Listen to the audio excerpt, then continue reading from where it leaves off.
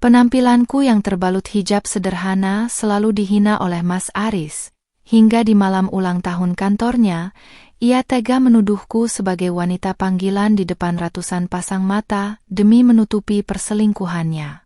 Namun, tawa ejekan itu seketika sirna saat sang direktur utama melangkah maju dan mengumumkan status asluku yang sebenarnya, membuat suamiku jatuh berlutut bersimbah penyesalan. Siapa sebenarnya diriku di mata pimpinan tertinggi perusahaan multinasional tersebut? Asal mana nih yang nonton? Coba tulis di komentar ya. Jangan lupa subscribe Cerita Dulu.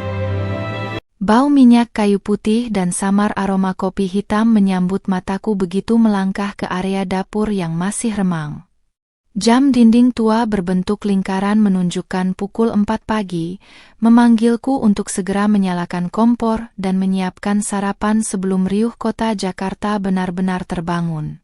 Dengan gerakan yang sudah kuhafal di luar kepala, kurapikan hijab instan berpotongan simpel yang menutup dadaku, menutupi helaian rambut yang baru saja ku selesai wudhu. Setiap lengkungan rumah ini terasa seperti saksi bisu betapa aku telah mengubur seluruh cita-citaku demi menjadi seorang istri yang sepenuhnya berbakti kepada Mas Aris. Denting sendok yang bertabrakan dengan piring memecah keheningan saat cangkir kopi hitam tanpa gula kuletakkan di atas meja makan. Mas Aris duduk di sana dengan kemeja putih yang sudah terpasang rapi, jemarinya lincah mengusap layar ponsel pintar tanpa sedikit pun melirik ke arahku. 5 tahun pernikahan kami bukanlah waktu yang singkat, tetapi jarak di antara kami terasa semakin membentang lebar bagai jurang yang tak bertepi. Dulu aku berpikir bahwa kesederhanaan dan kepatuhanku akan melunakkan hatinya, namun nyatanya hal itu justru makin menyuburkan rasa meremehkan di dalam dadanya. Cuma nasi goreng lagi? Suara Mas Aris terdengar dingin, dibumbui nada celaan yang amat familiar di telingaku setiap harinya. Ia meletakkan ponselnya kasar ke atas meja, memandang piring di depannya seolah-olah hidangan itu adalah sesuatu yang menjijikkan. Tangannya menggeser piring tersebut menjauh, lalu matanya beralih menatapku dari ujung kepala hingga ujung kaki dengan tatapan penuh penilaian yang menyudutkan. Aku hanya bisa mengelus dada di balik pakaian longgarku, berusaha menahan napas agar rasa sesak di dada tidak meledak menjadi air mata. Masih mending aku pulang ke rumah ini dan mau makan masakanmu, lanjutnya seraya bersedekap, menatap wajahku yang tanpa polesan riasan tebal. Lihat dirimu di cermin, selalu tampil membosankan dengan pakaian kain murah dan hijab lusuh seperti itu. Kamu itu istri seorang manajer, tapi dandan saja tidak becus, bikin malu kalau dibawa ketemu teman-temanku. Setiap kata yang keluar dari mulutnya bagaikan sembilu tajam yang mengiris hatiku tanpa ampun. Aku meremas ujung bajuku erat-erat, menundukkan kepala demi menyembunyikan getaran di bibirku yang berusaha menahan pedih. Sifat Mas Aris mulai berubah drastis semenjak posisinya di kantor naik 2 tahun lalu, mengikis habis sisa-sisa kehangatan yang dulu pernah ada. Ia mulai merasa bahwa pencapaian finansialnya membuatnya berada di tingkatan yang jauh lebih tinggi daripada wanita yang dinikahinya ini. Bagi Mas Aris, keberadaanku di sisinya tak lebih dari sekadar pelayan rumah tangga yang bertugas menyiapkan kebutuhan fisiknya tanpa perlu diberi penghargaan. Ia tak pernah tahu, atau mungkin tidak mau tahu, alasan dibalik sikap diam dan kesederhanaan yang selalu kutampilkan di hadapannya. Ingat ya, nanti malam ada pesta ulang tahun perusahaan di Hotel Bintang 5, ucap Mas Aris seraya berdiri dan merapikan jas hitam di tubuhnya dengan gaya angkuh. Ia menatapku tajam, memberikan perintah yang lebih menyerupai ancaman implisit yang menekan jiwaku. Kamu harus datang karena para petinggi mewajibkan membawa pasangan. Tapi ingat, jangan bikin aku malu dengan kelakuan udikmu itu. Duduk saja di pojokan, jangan banyak bicara, dan jangan sok kenal dengan orang-orang penting di sana. Aku mengangguk pelan, berusaha menjaga suara agar tetap stabil saat menjawab. Iya, Mas, aku paham. Rasa pahit menjalar di tenggorokanku ketika melihatnya tersenyum sinis, seolah ketundukanku adalah bukti kelayakan dirinya untuk terus menginjak-injak harga diriku. Tanpa pamit atau sekadar mengusap kepala seperti yang kerap dilakukan suami-suami penyayang lainnya, ia melangkah lebar meninggalkan rumah. Suara deru mobilnya yang menjauh meninggalkan ruang tamu yang mendadak terasa begitu hampa dan dingin. Usai kepergiannya, aku duduk perlahan di kursi meja makan yang tadi didudukinya, menatap piring nasi goreng yang sama sekali tak tersentuh. Perlahan, satu tetes air mata menetes basah jatuh ke atas permukaan meja kayu yang kusam. Aku teringat bagaimana keluarganya dulu juga memandangku sebelah mata saat Mas Aris membawaku ke rumah mereka sebagai calon istri. Mereka menganggapku tak memiliki latar belakang yang setara, seorang wanita yatim piatu berhijab rapat yang dianggap tidak akan bisa membawa keberuntungan bagi karir Mas Aris. Namun mereka semua, termasuk Mas Aris sendiri, tidak pernah menyadari siapa sosok di balik kesederhanaan yang selama ini kujaga dengan sangat rapat. Di balik lembaran-lembaran pakaian bersahaja ini, ada sebuah nama yang disegani di tingkatan tertinggi korporasi tempat Mas Aris menggantungkan hidupnya. Aku sengaja menutup rapat identitas itu sejak awal, menginginkan seorang pria yang mencintaiku tulus karena diriku, bukan karena tahta atau garis keturunan yang kupunya. Sayangnya, ujian 5 tahun ini justru menyingkap tabir pahit tentang kepalsuan cinta pria yang kusebut suami. Mengusap-usap pipi yang basah, aku bangkit dari kursi dan berjalan menuju kamar pribadi di sudut rumah. Kutatap cermin besar di sudut ruangan yang memantulkan bayangan diriku secara utuh dalam balutan pakaian sederhana. Tatapan mataku memang menyirat kesedihan dan kelelahan mental akibat serangkaian tekanan, tetapi di balik itu semua, ada pijar ketegaran yang tak pernah padam. Aku telah berjanji pada diriku sendiri bahwa batas kesabaranku tidak boleh diartikan sebagai kelemahan yang bisa diinjak selamanya. Langkahku berbelok menuju sebuah lemari kecil yang selalu kukunci rapat-rapat menggunakan kode keamanan khusus. Dari dalam sana, kuambil sebuah kotak hitam elegan berbahan bludru halus dan sebuah map dokumen tebal bertulisan segel resmi. Di dalam kotak itu, tersimpan sebuah gaun eksklusif berpotongan anggun dan sebentuk perhiasan legendaris yang hanya dimiliki oleh keluarga pemilik saham utama perseroan. Nanti malam bukan hanya sekadar pesta ulang tahun kantor biasa, tetapi menjadi panggung penentuan di mana seluruh topeng kebohongan akan tersingkap. Ponsel di saku bajuku bergetar singkat, menampilkan sebuah pesan singkat dari nomor yang sangat kukenal di jajaran pimpinan tertinggi perusahaan. Semua persiapan untuk pengumuman malam ini sudah selesai, kami menunggu kehadiran Anda di tempat acara. Aku menarik napas dalam-dalam, merasakan ketenangan yang membeku menggantikan rasa sakit hati yang tadi membakar. Hari ini, aku akan memenuhi permintaan Mas Aris untuk hadir di pesta itu, namun dengan takdir yang tak pernah ia bayangkan sedikit pun dalam mimpi terburuknya. Suara deru mesin kendaraan dan deretan mobil mewah yang terparkir rapi di pelataran ballroom hotel bintang 5 itu menandakan betapa megahnya acara malam ini. Aku melangkah keluar dari taksi online dengan perlahan, membenahi letak pashmina inner berwarna krem yang membingkai wajahku. Gaun malam berpotongan anggun berbalut outer modern yang kupakai malam ini meliuk lembut mengikuti tiap derap langkahku, memancarkan kesan elegan tanpa sedikit pun kehilangan kesantunan. Di tengah riuk-pikuk para tamu berbusana glamor, aku berjalan tenang membawa ketegaran yang tersimpan rapi di balik senyuman tipis. Begitu memasuki area foyer ballroom yang berkilauan oleh lampu kristal, mataku menangkap sosok Mas Aris yang sedang berdiri di dekat area minuman bersama kawan-kawan divisinya. Ia tampil sangat rapi dalam balutan jas hitam slim fit, tertawa lepas seolah-olah dunia berada dalam genggamannya.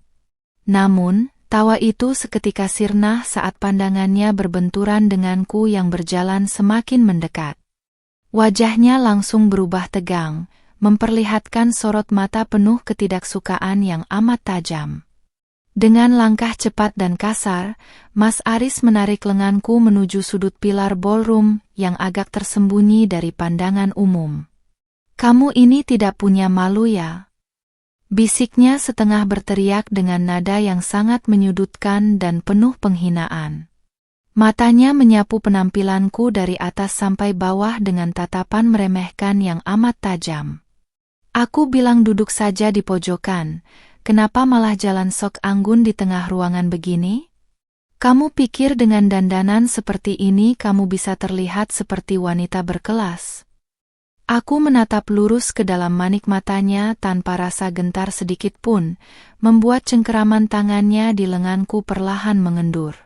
"Aku datang ke sini karena ini acara resmi kantor dan kamu sendiri yang menyuruhku hadir, Mas," jawabku dengan suara yang sangat tenang namun penuh penekanan. "Aku tidak melanggar aturan apapun dan pakaianku pun sangat sopan. Kenapa kamu harus selalu merasa malu hanya karena keberadaanku di sisimu?" Mas Aris mendesis sinis, memalingkan wajahnya sejenak sambil terkeh-ejek yang sangat menyakitkan hati. "Sopan?" celetuknya dengan sudut bibir terangkat tinggi, menatapku penuh kepalsuan. "Pakaian murahmu itu tidak akan pernah bisa menutupi asal-usulmu yang udik. Kamu itu cuma beban, tidak ada pantas-pantasnya berdiri di sebelah calon direktur muda seperti aku." Setiap kata yang diucapkannya malam ini membakar sisa-sisa empati yang pernah kutinggalkan untuknya selama 5 tahun terakhir. Belum sempat aku membalas kalimat beracunnya, seorang wanita muda dengan gaun malam terbuka dan riasan tebal melangkah mendekati kami dengan gaya yang sangat manja. Ia menyilangkan lengannya di lengan Mas Aris tanpa rasa canggung sedikit pun di depan mataku. Desi, sekretaris baru di divisi Mas Aris yang selama ini sering kudengar namanya dari cerita teman-teman kantornya. Keramahan palsu dan lirikan mata nakalnya padaku semakin mempertegas desas-desus perselingkuhan yang selama ini tersimpan rapat. "Loh Mas Aris, ini siapa? Kok penampilannya kontras sekali dengan kamu yang rapi begini?" tanya Desi dengan nada suara yang sengaja dibuat manis namun syarat akan nada ejekan. Ia memandangku dari balik bulu mata palsunya dengan senyum menyeringai. "Jangan bilang ini wanita yang sering kamu ceritakan itu? Aduh, sayang banget ya, padahal kamu harusnya didampingi wanita yang bisa diajak ke acara-acara kelas atas seperti ini." Mas Aris bukannya melepaskan rangkulan Desi, ia justru malah tersenyum bangga dan semakin merapatkan tubuhnya pada wanita itu. "Kamu lihat sendiri kan, Des? Makanya aku malas membawanya keluar rumah," sahut Mas Aris tanpa rasa bersalah sedikit pun di depan istrinya sendiri. "Dia cuma bisa bikin malu dan tidak punya selera sama sekali. Beda jauh kalau berjalan di sampingmu yang selalu tahu cara tampil mempesona." Rasa sesak di dadaku mendadak hilang, berganti dengan rasa dingin yang membeku dan kepastian yang makin bulat. Melihat pengkhianatan yang ditunjukkan secara terang-terangan di depan mataku sendiri adalah jawaban atas seluruh doa-doaku selama ini. Tidak ada lagi rasa sakit hati, tidak ada lagi air mata yang perlu terbuang untuk pria yang sama sekali tidak memiliki harga diri dan rasa hormat ini. Aku membalas tatapan mereka berdua dengan helaan napas panjang dan wajah yang amat datar. "Kalau begitu, aku tidak akan mengganggu waktu kalian menikmati acara ini," ucapku tenang seraya melangkah mundur satu pijakan. "Nikmatilah malam penuh kebanggaanmu ini, Mas. Karena terkadang, apa yang terlihat sangat tinggi bisa jatuh dalam hitungan detik." Kalimatku membuat dahinya berkerut heran, namun kesombongan di dadanya segera mengabaikan peringatan halus yang kuberikan. "Terserah kamu mau bicara apa, tidak usah sok puitis," potong Mas Aris cepat sambil mengibaskan tangannya mengusirku pergi dari hadapannya. Sana pergi ke area belakang atau cari meja paling pojok. Jangan sampai ada kawan-kawan jajaran manajemen yang melihatmu bersama kami dan berpikir yang tidak-tidak. Ia lalu berbalik membelakangiku, tertawa manja bersama Desi seraya melangkah menuju panggung utama tempat acara pembukaan akan segera dimulai. Aku berjalan perlahan meninggalkan pilar tersebut, mengabaikan tatapan beberapa tamu yang sempat menyaksikan interaksi kecil tadi. Kutatap jam tangan di pergelanganku yang menunjukkan pukul 8 malam tepat, saat di mana pimpinan tertinggi akan naik ke atas panggung. Dari balik saku outerku, aku menggenggam ponsel yang bergetar pelan, menandakan sebuah panggilan masuk dari sang direktur utama. Waktunya telah tiba untuk mengakhiri sandiwara panjang ini dan membuka mata semua orang tentang siapa sebenarnya yang sedang berdiri di ruangan ini. Suara dentuman musik instrumental yang megah mengalun memenuhi ballroom, menandakan acara inti akan segera dimulai oleh pembawa acara. Semua tamu undangan mulai merapat ke depan panggung utama, termasuk Mas Aris yang tampak sangat percaya diri berdiri di jajaran terdepan bersama Desi. Aku memilih berdiri sedikit di area samping panggung, memperhatikan raut wajah suamiku yang begitu mendongak tinggi, penuh dengan ambisi untuk mendapatkan kenaikan jabatan yang selama ini ia incar. Pembawa acara naik ke atas panggung dengan mikrofon di tangan, menyapa seluruh hadirin yang merupakan para pejabat tinggi dan staf perseroan. Selamat malam semuanya, malam ini adalah malam yang sangat luar biasa untuk memperingati ulang tahun perusahaan kita yang ke-20, serunya disambut tepuk tangan meriah. Mas Aris tampak ikut bertepuk tangan paling keras, berusaha menarik perhatian para senior dan manajer atasannya yang berdiri tak jauh darinya. Sebelum kita menyambut direktur utama, ada satu pengumuman penting mengenai restrukturisasi pemegang saham terbesar yang baru saja menyelesaikan proses akuisisi, lanjut pembawa acara dengan suara mantap. Mendengar hal itu, bisik-bisik penasaran mulai menjalar di antara para tamu undangan yang hadir malam itu. Mas Aris pun berbisik pada Desi dengan nada meyakinkan, merasa sangat paham dengan dinamika internal kantornya. Lihat itu, Des, pemegang saham baru ini konon punya pengaruh 70% di perusahaan ini, bisik Mas Aris dengan gaya serba tahu yang amat menyebalkan. Siapapun dia, malam ini aku harus bisa menyapanya dan memberikan kesan terbaik supaya posisiku makin aman. Desi mengangguk-angguk manja seraya makin erat merangkul lengan Mas Aris, mengabaikan fakta bahwa aku berdiri tak jauh di belakang mereka. Sorot lampu panggung mendadak redup, lalu berpusat pada sosok Pak Pratama, sang direktur utama berusia setengah abad yang sangat berwibawa, melangkah naik ke atas panggung. Dengan setelan jas navy gelap yang amat elegan, beliau memancarkan aura kepemimpinan yang membuat seluruh ruangan mendadak hening seketika. Mas Aris menatap Pak Pratama dengan pandangan penuh pemujaan dan rasa hormat yang teramat sangat. Pak Pratama memegang mikrofon, menyapu seluruh pandangan tamu dengan tatapan matanya yang tajam dan berpengalaman. Terima kasih atas kehadiran seluruh jajaran direksi dan karyawan malam ini, buka Pak Pratama dengan suara beratnya yang berwibawa. Malam ini bukan hanya perayaan ulang tahun biasa, melainkan panggung kehormatan untuk sosok yang selama ini menjadi penopang utama keberlangsungan perusahaan kita. Mas Aris tersenyum lebar, tampak siap membusungkan dada seolah dirinya adalah salah satu karyawan berprestasi yang akan dipuji. Namun, sebelum Pak Pratama melanjutkan pidatonya, pandangan beliau justru tertuju ke arah sudut samping panggung, tepat di tempatku berdiri.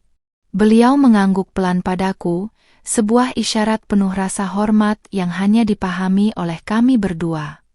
Saya ingin mengundang pemilik saham mayoritas sekaligus komisaris utama kita yang baru untuk naik ke atas panggung, ucap Pak Pratama mantap, membuat suasana ruangan makin heboh oleh rasa penasaran.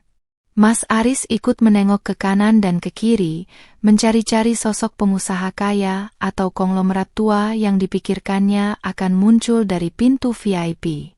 Mataku menatap lurus ke arah panggung, memperbaiki posisi pashmina kremku dengan gerakan yang tenang dan penuh percaya diri.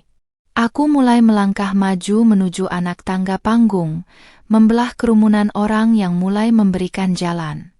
Setiap langkah kaki yang kupijakkan terasa begitu mantap, meninggalkan seluruh kepedihan dan perlakuan merendahkan yang selama ini kuterima di rumah.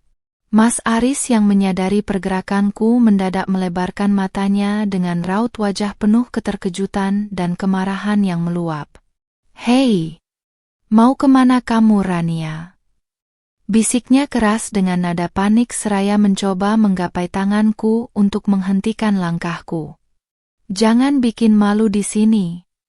Ini acara penting, bukan tempat kamu jalan-jalan sok cantik."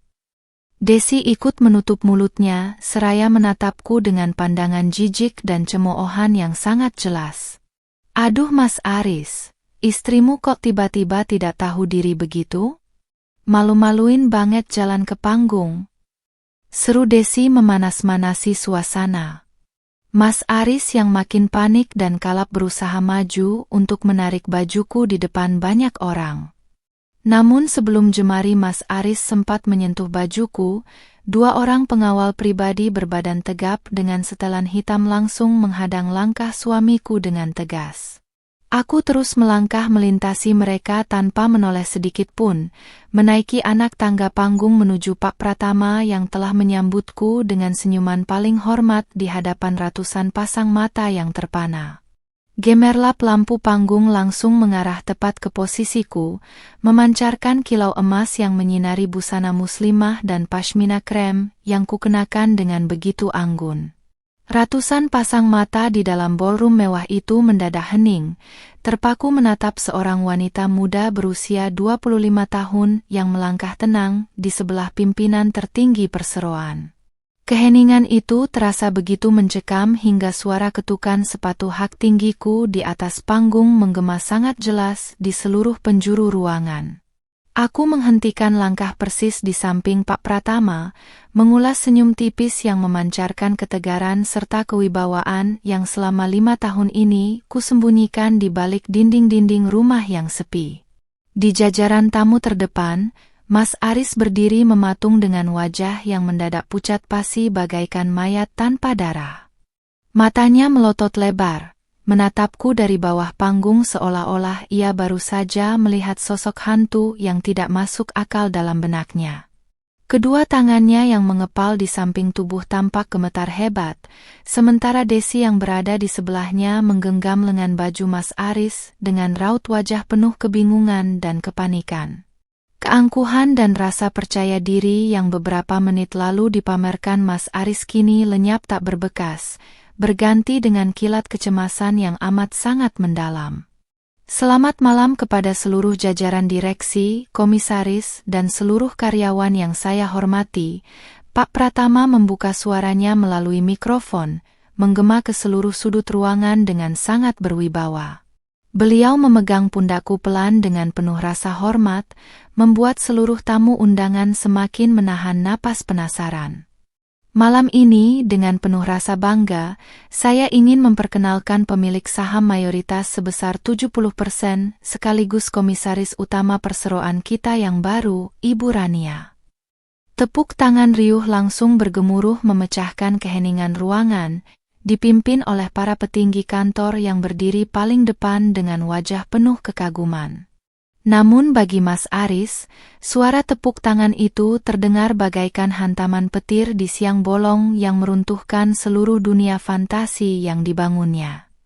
Bibirnya yang bergetar berusaha membisikkan namaku tanpa suara, seolah otaknya menolak mentah-mentah kenyataan bahwa wanita yang selalu ia hina sebagai orang udik dan tidak berguna adalah pemilik kekuasaan tertinggi di tempatnya bekerja. Tidak sanggup menahan gejolak emosi dan rasa malu yang membakar dada, Mas Aris mendadak nekat menyerobos barisan pengawal di depan panggung dengan wajah kalap. "Bohong. Ini pasti ada kesalahan. Pak Pratama, wanita ini cuma istri saya yang tidak punya apa-apa. Teriak Mas Aris penuh histeris, membuat suara gemuruh tepuk tangan seketika terhenti dan berganti menjadi bisik-bisik kaget dari seluruh tamu. Dia cuma wanita desa yang biasa di rumah. Bagaimana mungkin dia jadi komisaris utama? Dia pasti menyogok atau jadi wanita panggilan untuk bisa berdiri di atas sana. Tuduhan keji yang meluncur begitu mudah dari mulut suamiku sendiri membuat suasana ballroom mendadak riuh oleh guncangan rasa terkejut. Beberapa tamu undangan tampak menutup mulut mereka rapat-rapat, sementara para petinggi perusahaan menatap Mas Aris dengan pandangan marah dan tidak percaya atas ketidaksopanannya. Aku hanya berdiri diam memandangnya dari atas panggung, menatap pria yang dulu kusayangi kini berubah menjadi sosok yang begitu menyedihkan akibat kesombongan dan kemandulan akal sehatnya sendiri. Jaga mulutmu, Aris. Suara Pak Pratama menggelegar memenuhi panggung, membuat Mas Aris seketika terdiam kaku di tempatnya berdiri dengan napas memburu. Pak Pratama menatap suamiku dengan tatapan dingin yang mampu membekukan darah siapapun yang melihatnya. Ibu Rania adalah putri tunggal dari almarhum pendiri utama perseroan ini yang memegang hak waris mutlak atas seluruh aset dan saham terbesar perusahaan.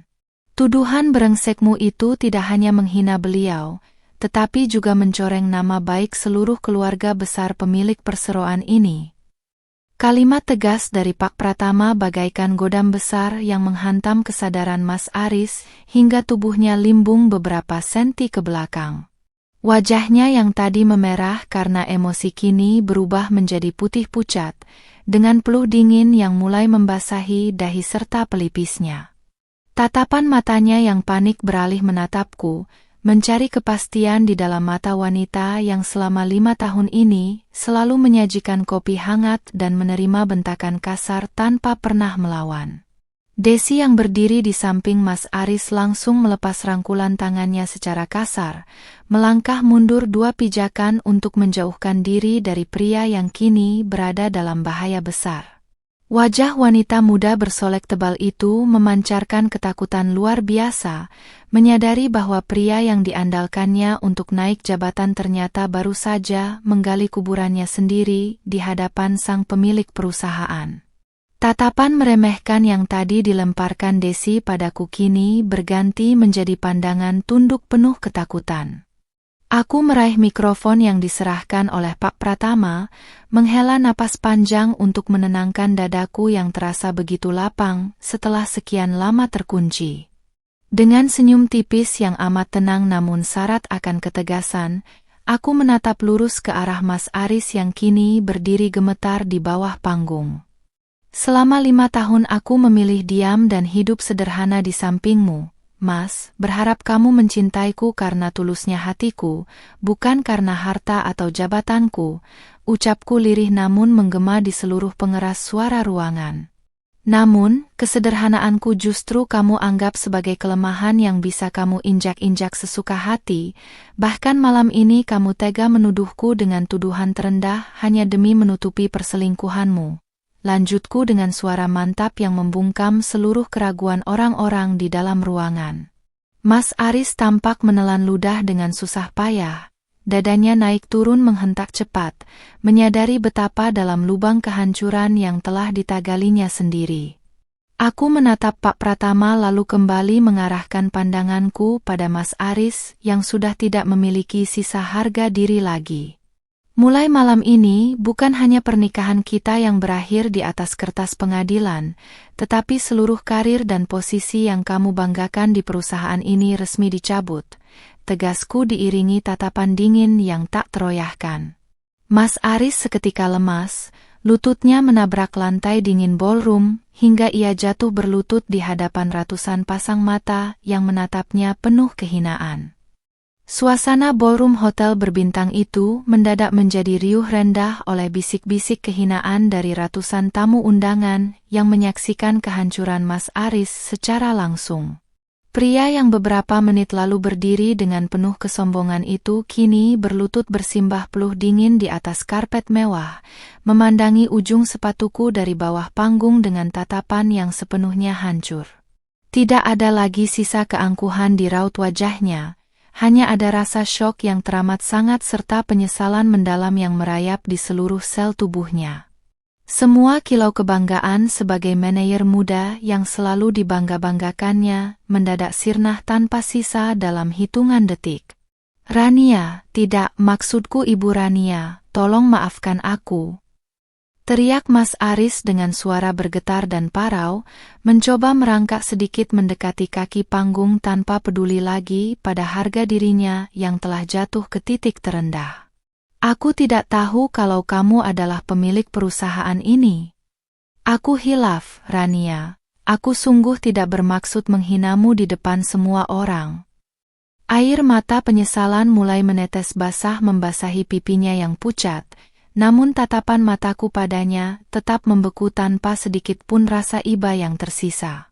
Desi yang berdiri tak jauh dari tempat Mas Aris berlutut langsung membuang muka, berpura-pura tidak mengenal pria yang baru saja diagung-agungkannya di depan umum.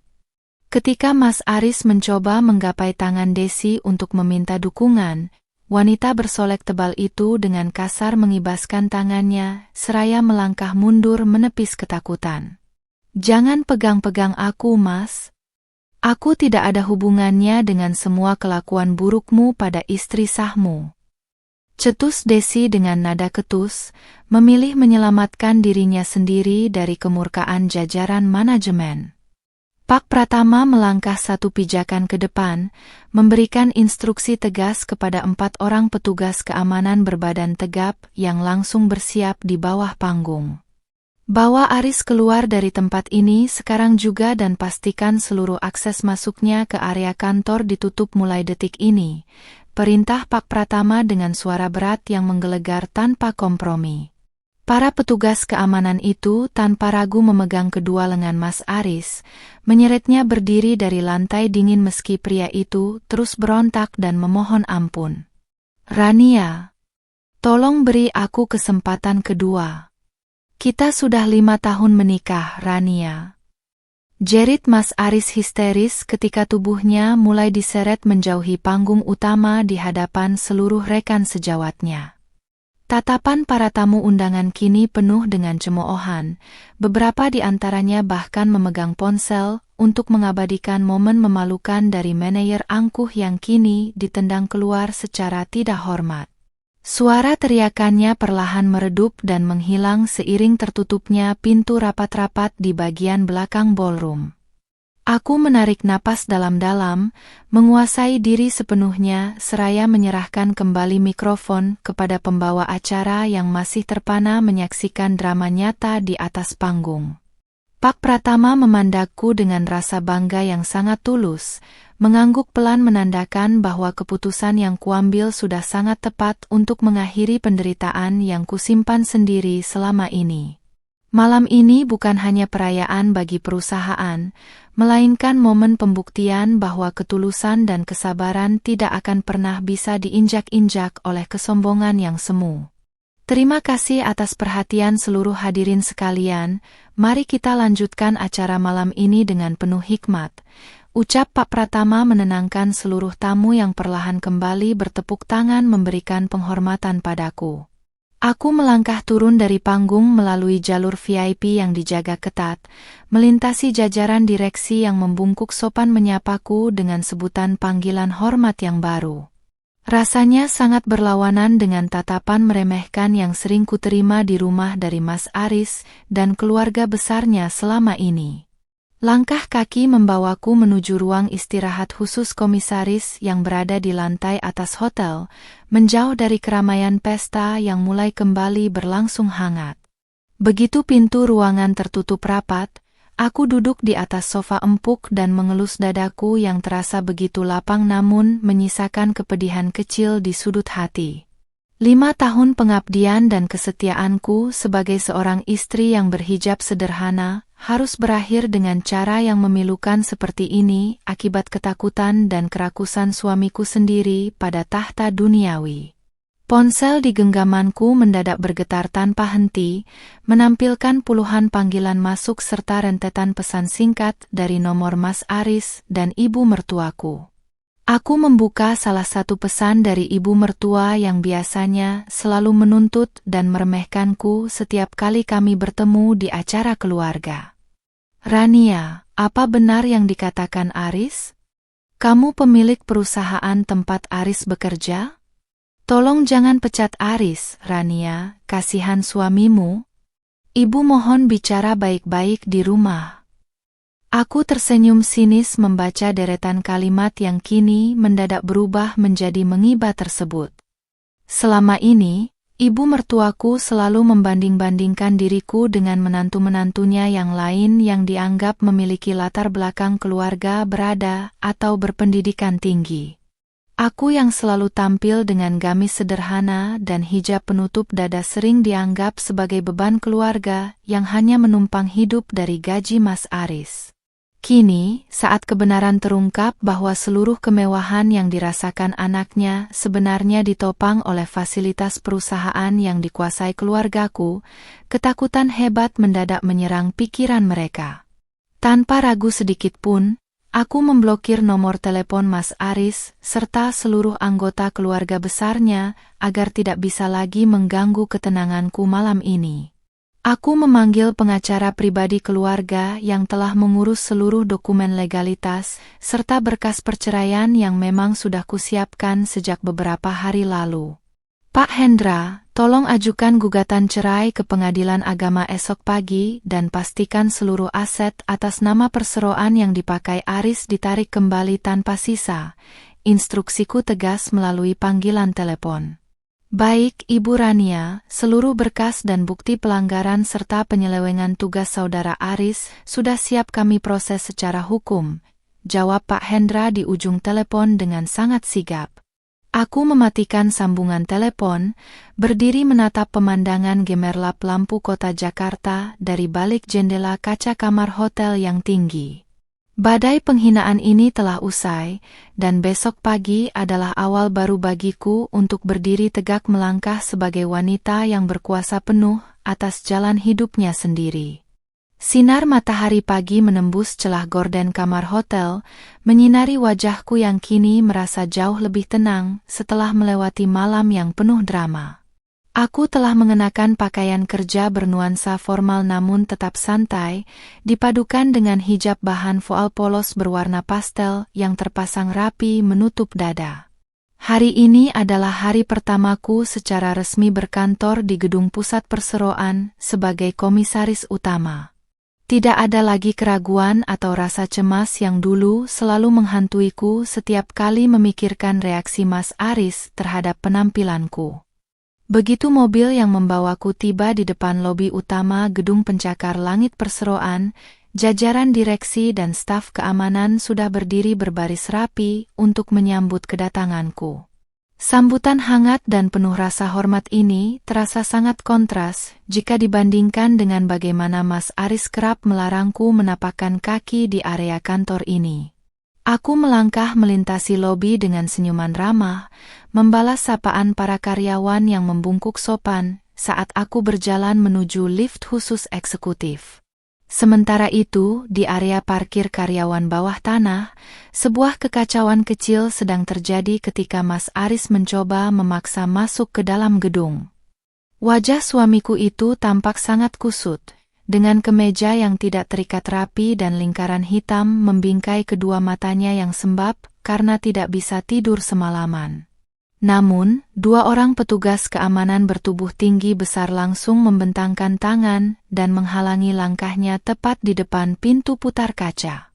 "Maaf, Pak Aris, akses kartu Anda sudah dinonaktifkan oleh bagian HRD sejak tadi malam," ujar salah satu petugas keamanan dengan suara tegas tanpa kompromi.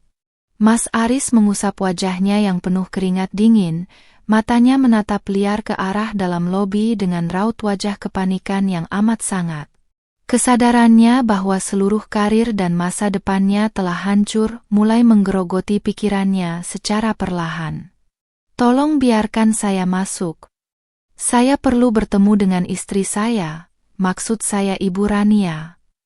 Seru Mas Aris dengan nada memohon yang sangat memelas, menghilangnya seluruh sifat keangkuhan yang biasanya ia pamerkan. Kami hanya ada kesalahpahaman kecil kemarin malam. Tolong izinkan saya bicara sebentar saja dengan beliau. Namun, para petugas tetap berdiri kokoh bagaikan tembok tebal, sama sekali tidak terpengaruh oleh ucapan manis suamiku. Di lantai paling atas gedung, aku duduk di balik meja kerja kayu jati yang megah di dalam ruangan komisaris yang luas. Pak Hendra, pengacara pribadiku, meletakkan seberkas dokumen tebal berstempel hukum di atas meja. Gugatan perceraian sudah resmi terdaftar di Pengadilan Agama pagi ini, Bu Rania, dan surat pemanggilan akan segera dikirimkan ke alamat rumah saudara Aris, lapor Pak Hendra dengan sangat profesional. Aku mengangguk pelan seraya menandatangani lembaran berkas penghentian fasilitas kendaraan serta pemotongan hak akses finansial atas nama Mas Aris yang selama ini disediakan perusahaan. Pastikan semua proses hukum berjalan sesuai prosedur yang berlaku, Pak Hendra, jangan ada pengecualian sedikit pun, balasku tegas. Aku tidak ingin ada celah sedikit pun bagi Mas Aris untuk memanfaatkan sisa kekuasaan atau nama besarku demi kepentingannya lagi. Tak lama kemudian, Pak Pratama masuk ke dalam ruang kerjaku membawa laporan hasil evaluasi kinerja divisi yang sebelumnya dipimpin oleh Mas Aris. Ibu Rania, setelah dilakukan audit mendadak tadi malam, kami juga menemukan beberapa indikasi penyelewengan dana anggaran proyek yang dilakukan oleh Aris dan stafnya. Terang Pak Pratama seraya menyerahkan lembaran bukti transaksi keuangan yang mencurigakan. Mataku memindai angka-angka di atas kertas tersebut, menemukan aliran dana yang sengaja dialihkan Mas Aris untuk membeli barang-barang bermerek demi memanjakan Desi dan membiayai gaya hidup mewahnya. Serahkan seluruh bukti penyelewengan ini kepada pihak kepolisian jika ia tidak bisa mengembalikan dana tersebut dalam kurun waktu 24 jam. Perintahku dengan tatapan mata yang dingin dan penuh ketegasan. Di luar gedung, Mas Aris akhirnya diusir secara paksa keluar dari area pelataran kantor setelah menimbulkan keributan kecil. Pria itu kini duduk bersimpuh di atas trotoar jalanan Jakarta yang panas, menatap nanar ke arah jendela lantai atas tempat ruang kerjaku berada. Ponselnya yang berdering tanpa henti menampilkan nama ibunya, menambah beban kepalanya yang terasa ingin pecah seketika. Dengan tangan gemetar, Mas Aris mengangkat panggilan dari ibunya yang langsung berteriak histeris di ujung telepon. "Aris, kenapa mobil dinasmu baru saja diderek oleh orang kantor? Rumah kita juga didatangi pengacara Rania membawa surat gugatan cerai. Apa yang sebenarnya terjadi, Aris?" Suara tangisan ibunya menggema keras, meruntuhkan sisa-sisa harapan terakhir yang dimiliki oleh pria itu. Mas Aris melepaskan ponsel dari telinganya, membiarkan benda pipi itu jatuh terhempas ke atas aspal hingga layarnya retak 1000. Penyesalan yang amat mendalam kini mematok hatinya dengan sangat menyakitkan, menyadari bahwa wanita berhijab sederhana yang selalu dihina dan diremehkannya itu adalah sosok yang kini memegang kendali penuh atas kehancuran total hidupnya. Suasana di dalam rumah kediaman keluarga Mas Aris terasa begitu tegang dan mencekam ketika matahari mulai bergeser ke arah barat. Ibu mertuaku duduk bersedekap di atas sofa ruang tamu dengan raut wajah yang amat panik, sementara kedua adik iparku terus menggerutu kesal memandangi deretan tas pribadi mereka yang tergeletak di lantai. Surat pemberitahuan pengosongan rumah atas nama aset perseroan yang dilayangkan oleh tim pengacara keluarga Rania baru saja tiba 1 jam yang lalu. Rasa cemas dan ketakutan yang luar biasa kini menggantikan semua sifat angkuh yang biasanya mereka banggakan di hadapan tetangga dan kerabat dekat. Ini semua pasti ulah Rania yang sengaja ingin membalas dendam kepada keluarga kita. Teriak ibu mertuaku dengan nada suara melengking tinggi seraya meremas surat gugatan cerai yang tergeletak di atas meja. Bagaimana mungkin wanita polos yang selama ini cuma tahu cara memasak di dapur bisa memiliki kekuasaan sebesar ini di kantor tempat Aris bekerja? Pasti ada kelicikan yang ia sembunyikan di belakang kita selama 5 tahun ini. Kedua adik iparku mengangguk setuju, meskipun mata mereka memancarkan ketakutan yang sangat mendalam atas nasib masa depan mereka. Tak lama kemudian, pintu depan terbuka kasar dan memperlihatkan sosok Mas Aris yang berjalan gontai dengan pakaian kerja yang sudah kusam serta berantakan. Langkah kakinya begitu berat, matanya memerah dan sembab, memancarkan keputusasaan yang tidak pernah terlihat sebelumnya pada sosok pria yang selalu tampil klimis itu. Ibu mertuaku langsung bangkit dari duduknya dan menghambur mendekati anak kesayangannya itu dengan raut wajah penuh tuntutan jawaban. "Aris, katakan pada ibu kalau semua berita di surat ini tidak benar." Bentak ibu mertuaku seraya menggoyang-goyangkan bahu Mas Aris dengan kasar di depan pintu. "Bagaimana bisa mobil dinasmu ditarik dan rumah ini harus kita tinggalkan dalam waktu 24 jam? Kamu ini manajer, Aris, kenapa kamu cuma diam saja dibeginikan oleh istri yang kamu beri makan setiap hari?" Ibu mertuaku terus menceracau tanpa menyadari betapa hancurnya mental dan pikiran anaknya saat ini.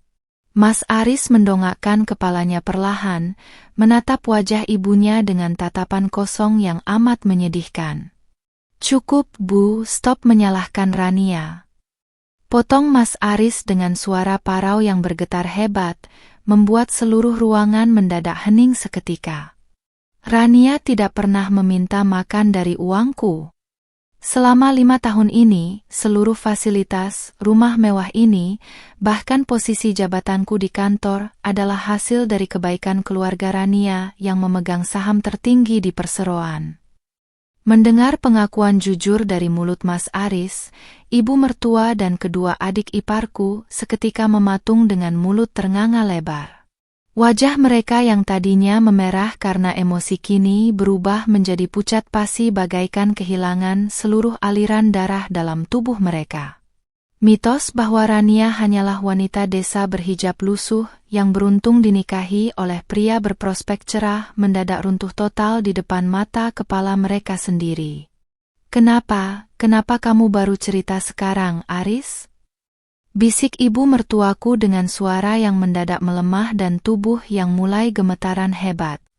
"Kalau saja ibu tahu Rania adalah putri pemilik perusahaan tempatmu bekerja, ibu tidak akan pernah menyuruhmu melarangnya ikut acara keluarga atau menghina pakaian dan hijab sederhananya. Kenapa kamu menyembunyikan hal sebesar ini dari ibu?" Penyesalan yang amat memukul mulai merayap masuk ke dalam dada wanita tua itu. "Aku sendiri baru tahu tadi malam di depan ribuan tamu undangan, Bu," teriak Mas Aris histeris, seraya menjambak rambutnya sendiri karena rasa frustrasi yang memuncak. Rania sengaja menyembunyikan identitas aslinya karena dia ingin melihat apakah aku benar-benar tulus mencintainya atau hanya menginginkan hartanya saja. Dan aku justru membuangnya, menghinanya di depan umum, bahkan berselingkuh dengan Desi. Mas Aris jatuh terduduk di atas lantai dingin ruang tamu, menangis sesenggukan meratapi kebodohannya sendiri.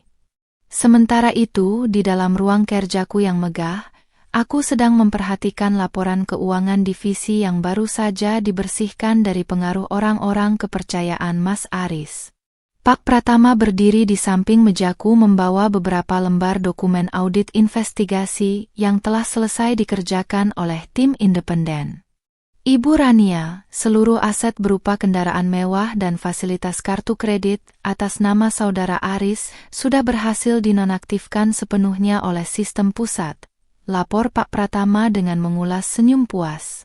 Aku mengangguk pelan seraya menyeruput teh hangat yang tersaji elegan di atas meja kayu jatiku. "Terima kasih banyak, Pak Pratama. Bagaimana dengan proses pengembalian dana anggaran proyek yang diduga disalahgunakan oleh Aris dan Desi?" Tanyaku dengan nada suara yang amat tenang namun syarat akan ketegasan yang tak teroyahkan. Aku tidak akan membiarkan sepeser pun uang perusahaan digunakan untuk membiayai kemewahan palsu orang-orang yang telah mengkhianatiku. Pihak kepolisian sudah melayangkan surat panggilan pemeriksaan pertama kepada Saudara Aris dan Saudari Desi sore ini, Bu, jawab Pak Pratama dengan nada profesional. Jika dalam waktu singkat mereka tidak bisa mempertanggungjawabkan alokasi dana sebesar 500 juta rupiah yang melenceng, maka proses hukum pidana akan langsung berjalan. Kepastian hukum ini menjadi bukti bahwa tindak pengkhianatan tidak akan pernah lolos dari konsekuensi yang setimpal. Pemandangan senja Jakarta di balik jendela kaca ruang kerjaku terlihat begitu indah dan menenangkan pikiran. Tidak ada lagi rasa sakit hati atau bayang-bayang ketakutan akan hinaan yang dulu selalu mewarnai hari-hariku sebagai seorang istri yang terabaikan. Malam ini, aku melangkah keluar dari gedung perseroan dengan kepala tegak, siap menyongsong masa depan baru sebagai wanita muslimah yang mandiri, terhormat, dan memegang penuh kendali atas arah takdir hidupnya sendiri. Pagi hari berikutnya, suasana di depan kantor polisi daerah terasa begitu tegang dan dingin bagi keluarga Mas Aris. Mas Aris berjalan tertunduk lesu melintasi lorong bangunan tersebut dengan tangan bergetar, didampingi oleh ibu dan kedua adiknya yang tidak berhenti meneteskan air mata. Kedatangan mereka hari ini adalah untuk memenuhi panggilan pemeriksaan atas dugaan penyelewengan dana anggaran perusahaan yang dilaporkan oleh tim hukum perseroan. Pakaian kemeja yang dikenakan Mas Aris tampak kusut dan tidak disetrika, sangat kontras dengan penampilan mewahnya saat masih menjabat sebagai manajer. Di ruang tunggu pemeriksaan, Mas Aris mendadak berpapasan dengan Desi yang juga dipanggil oleh pihak kepolisian untuk diperiksa sebagai saksi kunci. Namun, saat Mas Aris mencoba mendekatinya dengan pandangan penuh harapan akan adanya dukungan, Desi justru langsung memalingkan wajahnya secara kasar dengan raut jijik. "Jangan dekat-dekat aku, Mas. Gara-gara kamu yang sok kaya dan membanggakan jabatanmu itu, aku sekarang harus terseret-seret ke kantor polisi," bentak Desi tanpa memedulikan orang-orang di sekitarnya. "Desi, kenapa kamu bicara seperti itu?" sahut Mas Aris dengan suara parau dan pandangan tak percaya atas perubahan sikap wanita yang dulu dipujanya. "Uang anggaran itu kan banyak dipakai untuk membelikanmu tas bermerek dan perhiasan yang kamu minta setiap minggu. Kenapa sekarang kamu malah melepas tanggung jawab begitu saja?" Mas Aris merasa dikhianati untuk kesekian kalinya, menyadari bahwa wanita selingkuhannya itu hanya mengincar harta dan kemewahan semata. Desi bersedekap seraya melayangkan senyuman sinis yang amat menyakitkan hati ibu mertuaku yang berdiri di belakang Mas Aris. "Salah sendiri kamu bodoh mau membelikanku barang-barang itu demi menutupi rasa gengsimu di depan istri sahmu," balas Desi penuh penekanan. "Lagi pula, mana aku tahu kalau uang yang kamu pakai itu hasil korupsi dana proyek perusahaan milik Burania. Jangan harap aku mau mengembalikan barang-barang itu untuk membantumu melunasi utang." Ibu mertuaku yang tidak sanggup lagi menahan rasa geramnya langsung maju dan mencoba memukul lengan Desi seraya berteriak histeris di lorong kantor polisi. "Dasar wanita tidak tahu diri. Kamu yang merusak rumah tangga anakku dan menggerogoti uangnya, sekarang kamu mau lari begitu saja?" teriak ibu mertuaku dengan suara melengking.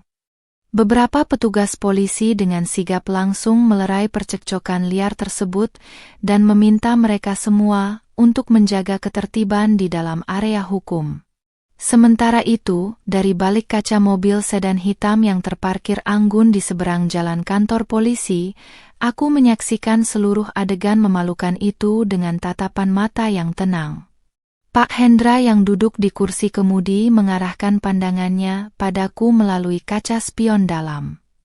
"Bu Rania, Penyidik sudah menyiapkan surat penahanan jika saudara Aris tidak bisa mengembalikan seluruh dana perseroan yang diselewengkannya sore ini, lapor Pak Hendra dengan amat profesional. Aku mengangguk pelan seraya membenahi letak pashmina krem yang membingkai wajahku dengan sangat rapi. Biarkan proses hukum berjalan sesuai aturan yang berlaku, Pak Hendra. Aku tidak akan mencabut laporan tersebut atau memberikan keringanan sedikit pun, balasku dengan suara tegas tanpa sedikit pun keraguan. Rasa belas kasihan yang dulu kerap kusuguhkan kini telah sepenuhnya terkikis oleh tindakan pengkhianatan dan kehinaan yang mereka perbuat padaku. Pintu mobil dibuka oleh pengawal pribadiku, dan aku melangkah keluar dengan anggun menuju pintu masuk utama kantor polisi untuk memberikan keterangan tambahan selaku pemilik perseroan. Begitu melihat kemunculanku di lorong, Mas Aris dan ibunya langsung berlari mendekat dengan wajah penuh iba, bersimpuh di atas lantai ubin yang dingin di depan langkah kakiku. Pemandangan itu menarik perhatian orang-orang di sekitar yang terpana melihat drama kehancuran keluarga tersebut. "Rania, tolong kasihanilah suamimu ini, Rania," jerit ibu mertuaku seraya mencoba memegang ujung gamis sederhanaku dengan tangan gemetaran. Ibu mengakui semua kesalahan ibu yang dulu selalu menghina hijab dan pakaian sederhanamu. Ibu janji akan menyuruh Aris memutuskan hubungan dengan wanita itu dan menyayangimu dengan tulus. Tolong cabut laporan polisi ini, Rania, jangan biarkan Aris masuk penjara. Ibu mertuaku mengiba dengan air mata yang mengalir deras di pipinya yang keriput. Mas Aris ikut menengadahkan kepalanya, menatapku dengan mata sembab dan raut wajah yang sepenuhnya hancur tanpa sisa harga diri. "Aku mohon, Rania, ampunilah aku," bisik Mas Aris dengan suara bergetar menahan tangis penyesalan. "Aku rela berlutut di sini seharian asal kamu mau memaafkanku dan mencabut laporan ini. Aku berjanji akan menjadi suami yang baik dan menurut pada semua perintahmu." Pria yang dulu selalu memintaku duduk di pojokan kini berlutut memohon belas kasihan di bawah kakiku. Aku menatap mereka berdua dari atas dengan pandangan mata yang membeku dan senyuman tipis yang syarat akan ketegasan tak teroyahkan. "Pintu maafku sebagai sesama manusia selalu terbuka untuk kalian, Mas Aris, tetapi hukum dan hukum alam tidak akan pernah bisa dihentikan begitu saja," ucapku tenang namun menggema di seluruh lorong. "Selama 5 tahun aku berbakti dan menjaga kehormatanmu sebagai suami, namun kamu membalasnya dengan tuduhan keji sebagai wanita panggilan di depan umum demi wanita lain. Penyesalan yang datang setelah kehancuran tidak akan pernah bisa memutarbalikkan waktu yang telah berlalu," lanjutku seraya menarik ujung gamisku pelan dari cengkeraman tangan ibu mertuaku yang lemas. Aku berbalik membelakangi mereka, melangkah pasti menuju ruangan penyidik tanpa menoleh sedikit pun ke belakang. Suara tangisan histeris ibu mertuaku dan jeritan penyesalan Mas Aris menggema di lorong tersebut, menandakan bahwa babak akhir dari kehancuran takdir mereka telah resmi dimulai.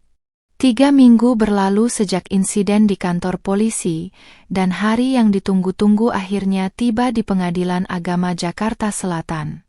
Ruang sidang yang berdinding kayu itu terasa begitu sunyi dan penuh keseriusan saat majelis hakim mulai membacakan berkas perkara perceraianku.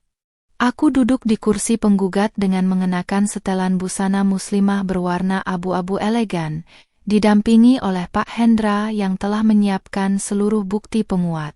Wajahku tampak sangat tenang, memancarkan kedamaian jiwa yang telah sepenuhnya terbebas dari beban pernikahan penuh hinaan selama 5 tahun terakhir. Di seberang meja, Mas Aris duduk di kursi tergugat dengan didampingi seorang pengacara publik yang disediakan oleh pengadilan. Penampilannya sungguh mengenaskan. Kemeja putihnya tampak lusuh, badannya terlihat jauh lebih kurus, dan lingkaran hitam tebal mengelilingi matanya yang redup. Tidak ada lagi sisa kepribadian pria angkuh yang dulu selalu membanggakan jabatan manajer dan meremehkan penampilan bersahajaku. Setiap kali matanya tak sengaja berbenturan dengan pandanganku, Mas Aris dengan cepat menundukkan kepalanya, tidak sanggup menahan rasa malu yang membakar habis sisa harga dirinya. Di barisan kursi penonton sidang, ibu mertuaku dan kedua adik iparku duduk terdiam dengan raut wajah yang amat layu. Mereka tidak lagi memandangku dengan tatapan sinis atau cemoohan seperti yang biasa mereka lakukan saat berkunjung ke rumah. Kini, mereka hanya bisa menatapku dengan pandangan penuh ketakutan dan penyesalan yang terlambat, menyadari bahwa kehidupan nyaman yang selama ini mereka nikmati telah hilang sepenuhnya bersamaan dengan runtuhnya posisi Mas Aris di perusahaan. Hakit ketua mengetukkan palunya 3 kali, menandakan dimulainya pembacaan putusan akhir atas gugatan perceraian yang kuajukan. Suara lantang majelis hakim menggema memecahkan keheningan, menguraikan seluruh fakta persidangan mulai dari tindakan penelantaran batin, penghinaan di depan umum, hingga bukti perselingkuhan yang dilakukan oleh tergugat. Mas Aris hanya bisa meremas kedua tangannya yang gemetaran di atas paha, mendengarkan setiap detail kesalahannya dibacakan secara terbuka di hadapan hukum. Menetapkan, mengabulkan gugatan penggugat untuk seluruhnya dan menjatuhkan talak 1 bain sugra tergugat kepada penggugat, tegas hakim ketua mengakhiri pembacaan putusan. Suara ketukan palu hakim yang nyaring menandakan secara resmi bahwa ikatan pernikahan antara aku dan Mas Aris telah putus demi hukum.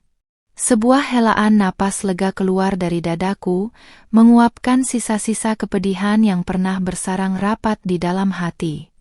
Mas Aris seketika tertunduk makin dalam, menutupi wajahnya dengan kedua telapak tangan seraya bahunya berguncang hebat menahan tangis yang akhirnya pecah.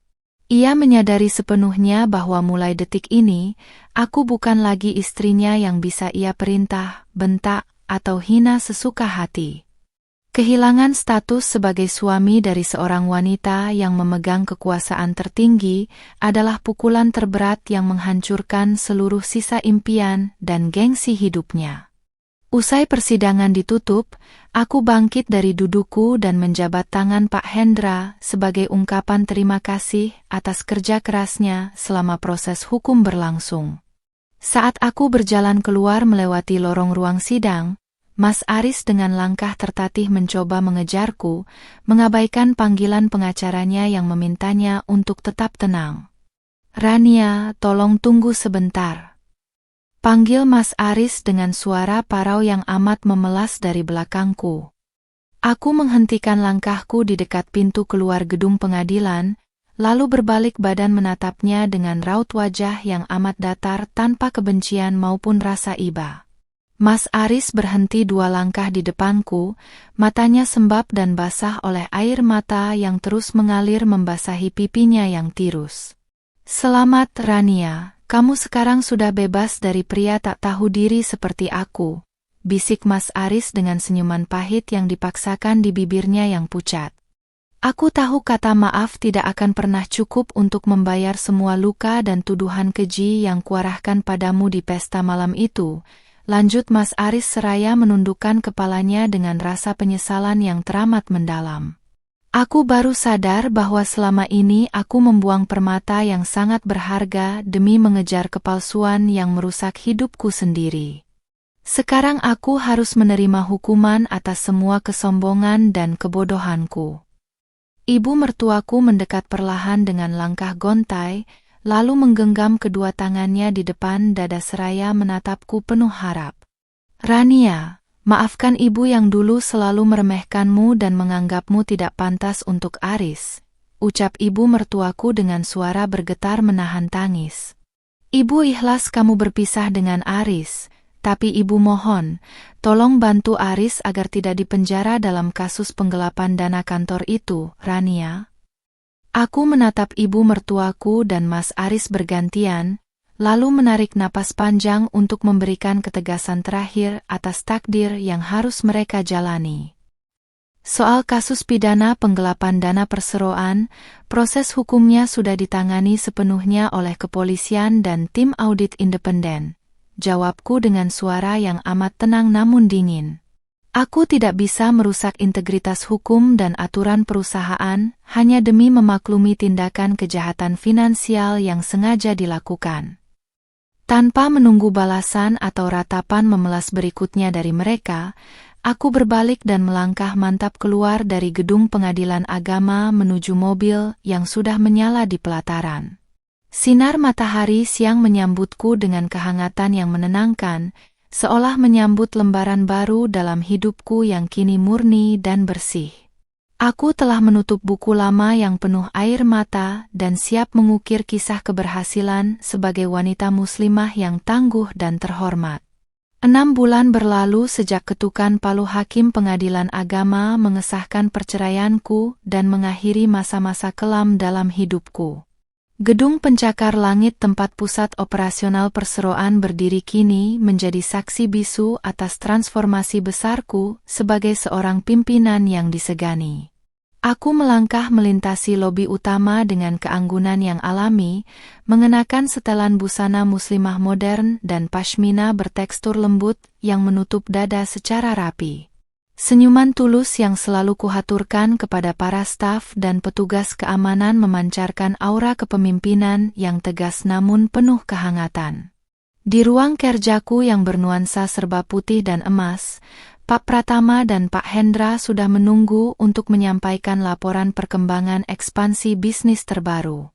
Ibu Rania, laporan keuangan kuartal ini menunjukkan peningkatan keuntungan hingga 40% sejak restrukturisasi manajemen dilakukan, ujar Pak Pratama dengan raut wajah penuh kekaguman. Kerja keras, kejujuran, dan transparansi yang kuterapkan di dalam sistem perusahaan telah membuahkan hasil yang jauh melebihi ekspektasi seluruh jajaran komisaris. Bagaimana dengan proses hukum terkait penyelewengan dana proyek yang dilakukan oleh manajemen lama? Tanyaku dengan nada suara yang tenang seraya menandatangani beberapa berkas akuisisi saham baru. Pak Hendra segera membenarkan letak kacamata dan meletakkan salinan dokumen putusan pengadilan pidana di atas meja kerjaku. Proses hukum Saudara Aris dan Saudari Desi sudah berkekuatan hukum tetap, Bu Rania, jawab Pak Hendra secara profesional. Saudara Aris terbukti secara sah dan meyakinkan melakukan penggelapan dana perseroan dan dijatuhi hukuman penjara selama 3 tahun 6 bulan, lanjut Pak Hendra menguraikan takdir mantan suamiku.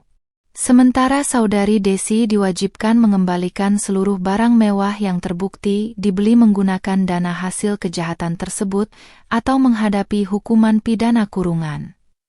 Mendengar hal itu, aku hanya mengangguk pelan, menyadari bahwa setiap perbuatan manusia pada akhirnya akan menemukan balasan yang setimpal dari Sang Maha Kuasa. Dari informasi yang kudengar melalui beberapa staf lama, kehidupan keluarga mantan suamiku kini mengalami kehancuran total secara finansial dan sosial. Rumah mewah yang dulu menjadi kebanggaan mereka telah disita oleh perseroan untuk menutupi kerugian, memaksa ibu mertua dan kedua adik iparku berpindah ke kontrakan sempit di pinggiran kota. Mereka yang dulu begitu congkak dan suka menghina kini, harus menanggung malu yang teramat sangat akibat perbuatan Aris dan keangkuhan mereka sendiri. Namun, semua bayang-bayang masa lalu itu tak lagi memiliki ruang di dalam benakku yang kini terfokus pada pengabdian dan kemanusiaan. Sebagian besar keuntungan dari saham pribadi yang kumiliki sengaja kualokasikan untuk membangun yayasan beasiswa anak yatim dan pemberdayaan ekonomi wanita berhijab di berbagai daerah. Aku ingin membuktikan bahwa busana muslimah yang sederhana bukanlah simbol kelemahan atau keterbatasan, melainkan benteng kehormatan dan kekuatan bagi seorang wanita. Siang itu, aku menghadiri acara peresmian panti asuhan dan pusat pelatihan kerja wanita yang baru selesai dibangun di Jakarta Selatan. Ratusan tamu undangan, tokoh masyarakat, dan rekan-rekan bisnis multinasional hadir memberikan apresiasi tinggi atas dedikasi sosial yang kulakukan. Saat berdiri di atas panggung megah berlatar belakang nama yayasan keluargaku, aku memandang seluruh hadirin dengan tatapan mata yang dipenuhi rasa syukur yang teramat mendalam. Kehormatan seorang wanita tidak pernah diukur dari seberapa mahal perhiasan yang melingkar di tubuhnya atau seberapa megah tahta suaminya. Ucapku melalui pengeras suara, disambut tepuk tangan riuh dan derai air mata haru dari para hadirin. Kehormatan sejati terletak pada keteguhan iman, kesabaran dalam menghadapi cobaan, dan keberanian untuk berdiri tegak mempertahankan harga diri saat dunia mencoba menginjak-injak kita. Di antara kerumunan tamu di barisan paling belakang di luar pagar area acara, tampak sosok wanita tua berselendang kusam yang memandangi panggung dengan mata berkaca-kaca. Ibu mertuaku berdiri di sana dengan tubuh yang tampak makin membongkok dan wajah yang digarisi penderitaan hidup. Ia menatapku dari kejauhan dengan tatapan penuh penyesalan yang membatu, menyadari betapa agungnya sosok menantu yang dulu kerap disia-siakannya secara kejam. Ketika mataku tak sengaja menangkap keberadaannya, aku tidak memancarkan tatapan dendam ataupun kesombongan di dalam mata ini. Aku hanya memberikan anggukan pelan dan senyuman tipis yang syarat akan kedamaian batin, mengisyaratkan bahwa aku telah sepenuhnya memaafkan kesalahan masa lalu mereka. Namun, masa lalu tetaplah masa lalu, dan jalan hidup kami kini telah terpisah jauh oleh takdir yang kami pilih masing-masing. Acara peresmian ditutup dengan doa bersama, dan aku melangkah turun dari panggung dikelilingi oleh anak-anak panti asuhan yang tersenyum bahagia memegang tanganku. Rasa hangat dan kebahagiaan yang sejati memenuhi seluruh rongga dadaku, sebuah perasaan yang tidak pernah kubayangkan bisa kurasakan saat masih terjebak dalam pernikahan toksik bertahun-tahun lalu. Allah telah menggantikan tiap tetes air mata hinaanku dengan kemuliaan dan keberkahan yang berlipat ganda. Aku berjalan menuju mobil dengan langkah yang ringan, menatap langit sore Jakarta yang berwarna keemasan begitu indah. Di usiaku yang masih muda ini, aku telah melewati badai penghinaan terberat dan keluar sebagai pemenang atas takdirku sendiri. Aku adalah Rania, seorang wanita berhijab yang tidak akan pernah lagi membiarkan siapapun meremehkan ketulusan, kesabaran, dan harga dirinya di bawah pijakan kaki manusia lain.